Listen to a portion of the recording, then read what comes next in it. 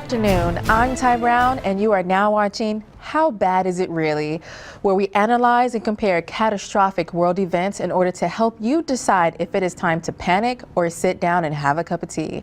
Today, we will be discussing the Chinese stock market.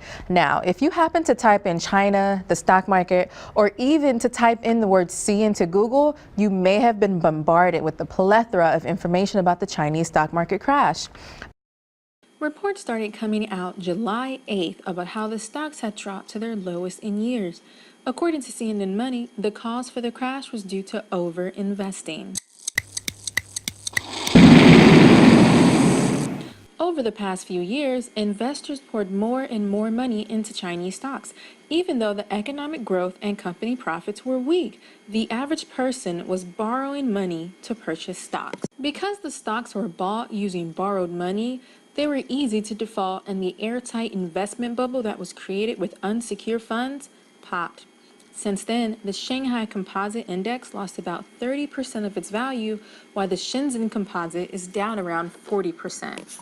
In the next few clips, you'll see just how bad the rest of the world reported the Chinese stock market. You'll see article coverages like China efforts fail, China stock market crashes. People were panicking all over the world about the Chinese stock market crash.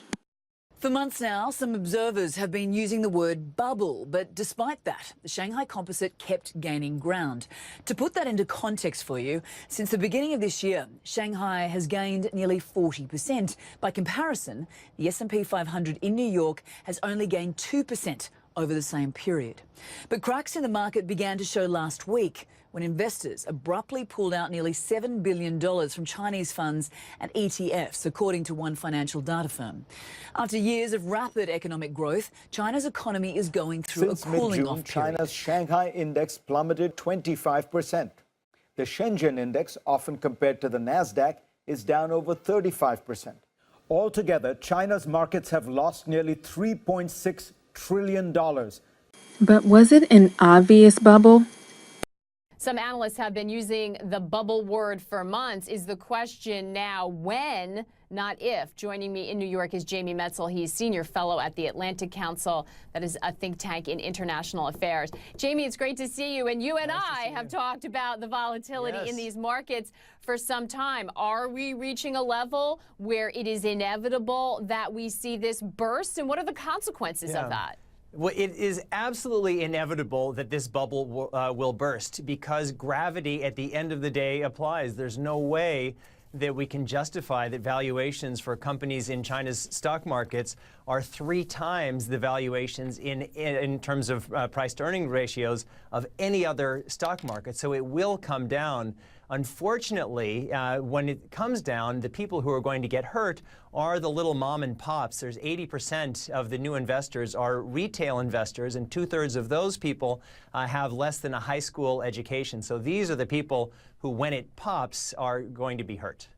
According to the Washington Post, China's stock market may have been the most obvious bubble ever. And now that it is burst, the government is doing everything it can to keep it from deflating anymore. According to Michael Zucker of the Forbes magazine, he stated that since the early 2000s, the Chinese government has consistently followed the pattern of testing ideas for the economy and pushing it more heavily away from certain sectors.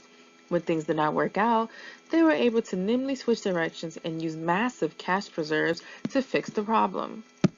China is trying desperately to control the crisis. The government has given money to brokerages to buy stocks and ordered company executives not to sell their shares. That doesn't mean the crisis is over. Trading was extremely volatile and investors are still very nervous. But not everyone is as panicked as the U.S. Some have a different view about the crisis.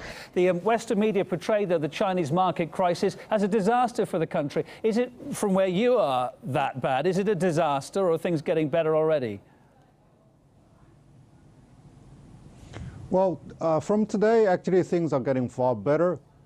Investors' confidence is recovering.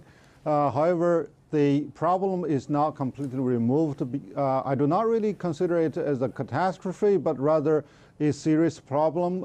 When comparing the differences in coverage between major U.S. news stories and local Chinese news stations, the basic information is the same. You'll see, read, and watch clips about the stock market crash, and you'll see information about how over-investing was a major cause of the default, and how the Chinese government is still trying to alleviate the problem with monetary solutions. The differences, they lie in the recovery reporting. While China is very confident that it will recover, other major news outlets aren't easily convinced.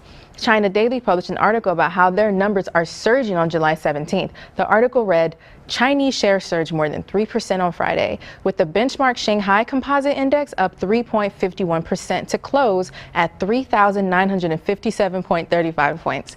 The smallest Shanghai Component Index soared 5.24% to close at 13,004.96 points. The Chinex index, tracking Chinese NASDAQ-style Board of Growth Enterprises, climbed 5.9% to end at 2,783 points. Sean Yokoto, head of Asian strategy at the Nordic company bank SEB, said, the financial system and the real economy seem stable. When comparing the stock market to a traditional free market, Conan wrote, in order for the Chinese market to really function like a genuine market, the government needs to stick to the reform process and open up the capital account. With that being said, China is very much confident that their market is recovering, while outside nations fear that government intervention will not allow the Chinese stock market to function as a free trade market would. At this point, you may be wondering exactly why are we panicking in the U.S.? You may also be wondering why is CNN as well as other major broadcasters covering the event in the same tone? In the case of the Chinese stock market crash, each major news broadcaster covered it almost the same. This could possibly be because the crash truly was a major incident, or could it be that the CNN effect took place in this case? The CNN effect is when CNN covers an event in such a way that other major broadcasters pay more attention to the incident. When they broadcast it, the government is more likely to pay attention and respond to the incident whether they intended to or not. In this case, that could very well have been why most news outlets reported the crash in the same manner as CNN.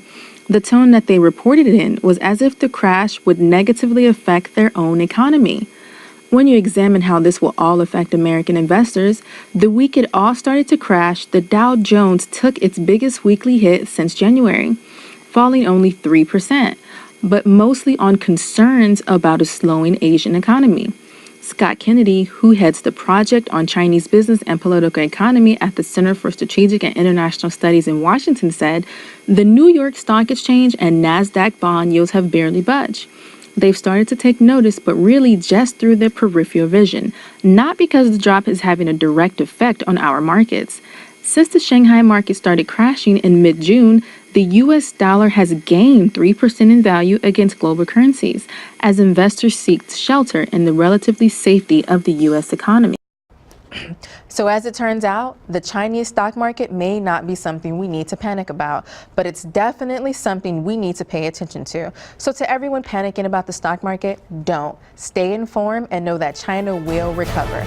I'm Ty Brown, and this is How Bad Is It Really? As it turns out,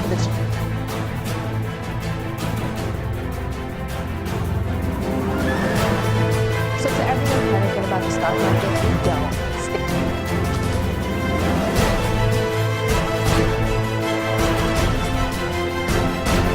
Good afternoon. I'm Ty Brown, and you are now watching How